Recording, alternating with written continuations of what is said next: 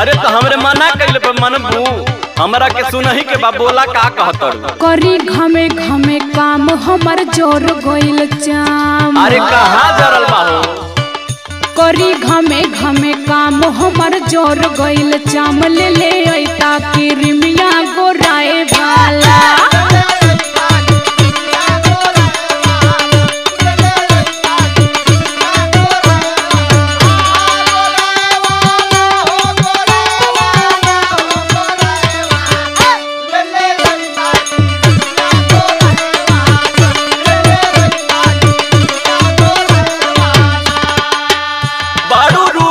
खजाना कैलू असही दीवाना। बड़ू रूप के खजाना कैलू असही दीवाना। गोरी और गोरा के हमर जान ले बुका।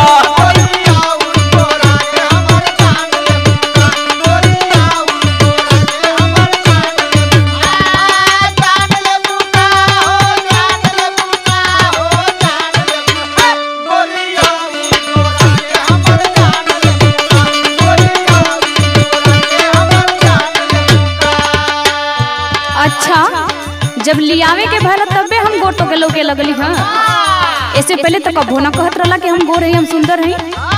अरे तो ऐसन बटले बाड़ू तो कहे के कौन जरूरत बा।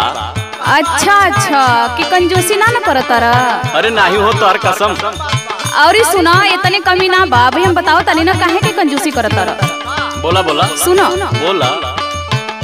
ओजन घट गइल मोर बड़ा भइनी कमजोर। कौन बतौलस?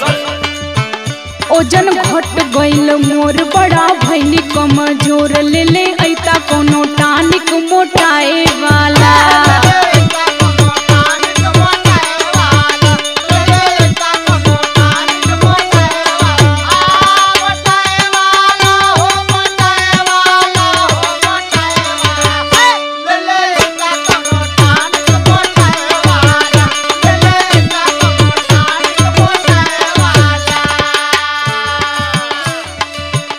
तुम मोटाए के फेरा में पड़ल हो और का तोहार वजन वैसे ही बढ़ गइल बा और मोटाए के कहतड़ू। अरे तो हमरे चली ना जाता देखो तोरा ना गिर जाता नहीं। अरे तो उल्टे बतियावत हो। इतना मोटा गइल हो कि तोहरा से कैसे चल जाई। फैट बढ़ गइल बा तोहार कंट्रोल करा। सुना है बात बोला बोला। बाड़ू 70 के पार जो खवली कई बार। हाँ भी है कहबा।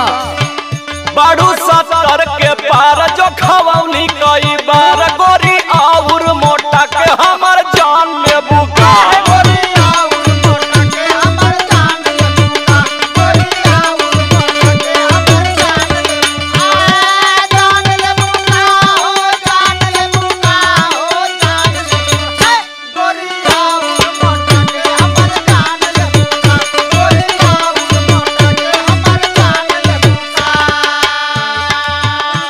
अच्छा छोड़ा कुछ न करबा हम जाना थी तो के कुछ न करबा। अच्छा तो के करत? लेकिन एगो बात कही बोला। वो तो जरूरी कर देबा है ना।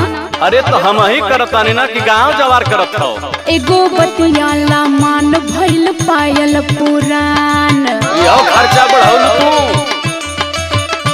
एगो बतियाला मान भइल पायल पुरान। पे जनिया ले ले छम छमाए वाला।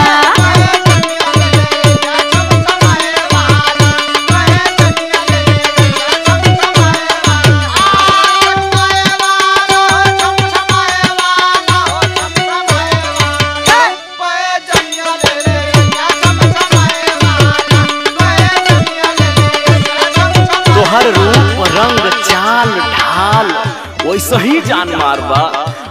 और ऊपर से काहे इतना टिटिमा बतियाओ तू तो हमार जाने ले बुका।